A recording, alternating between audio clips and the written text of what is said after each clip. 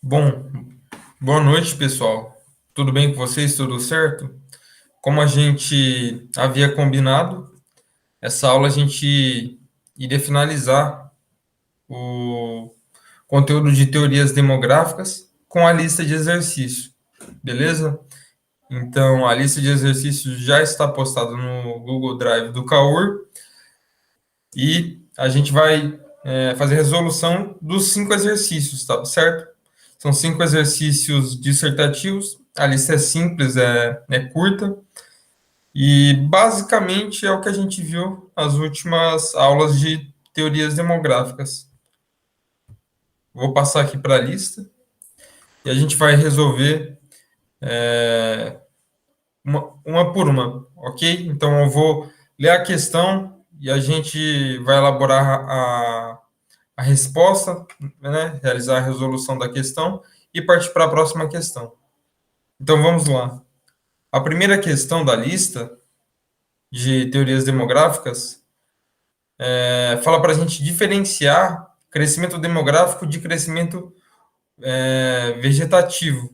Bom, a gente estudou que o crescimento vegetativo é basicamente a diferença da taxa de natalidade e a taxa de mortalidade, ou seja, a gente precisa fazer uma análise da quantidade de pessoas que estão nascendo, taxa de natalidade, e subtrair da taxa de mortalidade, ou seja, da quantidade de pessoas que estão morrendo. Então, é a taxa de natalidade menos a taxa de mortalidade. Esse é o crescimento vegetativo de uma determinada população, de um determinado local que a gente está estudando. Já o crescimento demográfico, ele é esse crescimento vegetativo mais o crescimento migratório, ou seja, ele também precisa analisar a quantidade de pessoas que está indo para essa determinada região e que está também saindo dessa determinada região. Então, o crescimento demográfico, ele é a soma do crescimento vegetativo mais a taxa migratória. Porque, de fato, ele precisa analisar a quantidade de pessoas, não só que está morrendo ou que está nascendo, mas também que está migrando ou imigrando para essa determinada região. Então, basicamente é essa a diferença, né? Essa a definição do crescimento demográfico e do crescimento vegetativo, correto? A gente viu isso ainda nos primeiros slides da aula de teorias demográficas. Se vocês abrirem aí o slide que já está no Google Drive, vocês vão achar rapidamente essas definições. Bom, segunda questão. É para a gente apresentar uma definição da taxa de natalidade, da taxa de mortalidade e a taxa de fecundidade.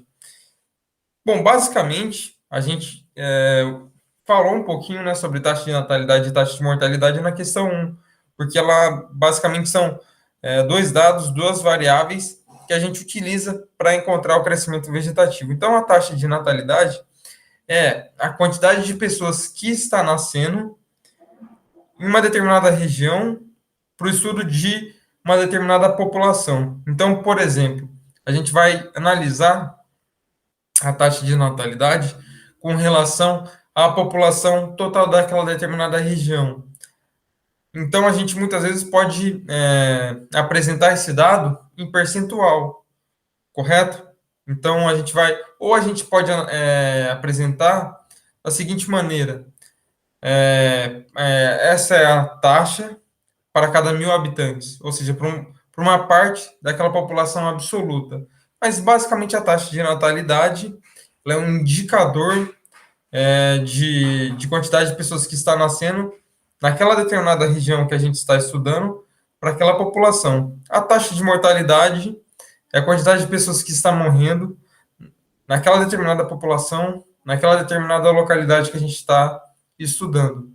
E a taxa de fecundidade, no caso, é uma taxa que indica para a gente a quantidade média de filhos por mulher daquela determinada região, daquela determinada população que a gente está estudando. Então, a gente percebe que a população que a gente toma como referência, a gente precisa ler cuidadosamente esses dados, porque muitas vezes essas informações elas podem estar sendo apresentadas com relação a percentuais ou até mesmo a números absolutos. Na questão 3 está pedindo para identificar 3 fatores que levam à queda da taxa de mortalidade, que está ligada a transições demográficas, que foi o que a gente também estudou e avaliou nas aulas passadas. Bom, vou citar 3 principais fatores que levam à queda da taxa de mortalidade. Então, vamos lá. Um dos principais fatores é a melhoria nos investimentos relacionados à área da medicina com relação a tratamentos e diagnósticos de doenças, por exemplo. Se a gente parar para analisar, muito antigamente não tinha tantos tratamentos, remédios e pesquisas em áreas, na área da saúde em si, e a gente também não tinha muitas campanhas de conscientização. Hoje em dia, na própria TV mesmo, no WhatsApp e tudo mais, a gente sempre recebe mensagens quando está em época de vacinação, está em época de. Quando tem, por exemplo, um aumento do número de casos de. Aqui na nossa região é muito comum de pessoas que estão tendo dengue, entre outros problemas, outras doenças. Então, hoje em dia, isso rapidamente é informado à população. E isso não vem de hoje, né? Se a gente parar para analisar nos últimos 30, 40, 50, 60 anos, o governo ele vem investindo nessas campanhas de conscientização, né, investindo muito em infraestrutura no setor da saúde. Então, com o tempo, a gente vê que esse é um fator que contribui muito para a queda da taxa de mortalidade. Outros fatores que a gente pode citar também é a universalização do saneamento básico.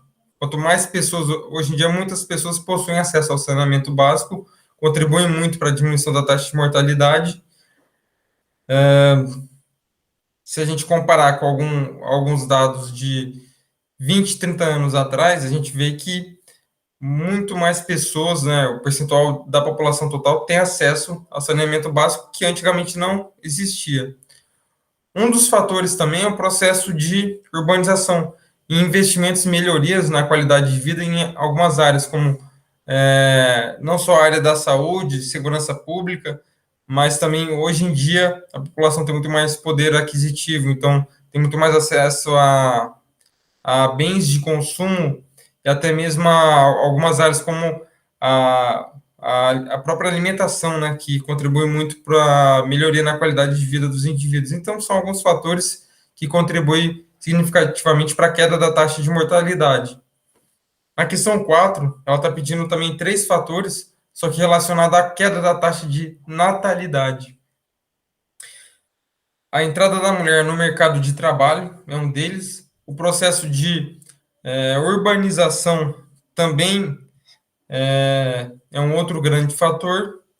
E um fator significativo também é a disseminação de métodos contraceptivos, né? A gente tem aí a camisinha, o DIU, pílula do dia seguinte, os anticoncepcionais, entre outros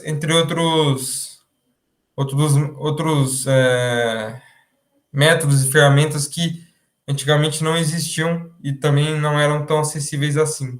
E por último, na questão 5, quais as 3 primeiras teorias demográficas que surgiram, né, que a gente estudou e analisou muito bem também, que são a primeira, a teoria malthusiana, segunda, a teoria neomalthusiana, e terceiro, a teoria marxista-reformista.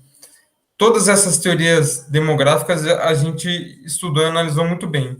A quarta e última teoria é a do ciclo ou transição demográfica. Só que essa é a última teoria, né?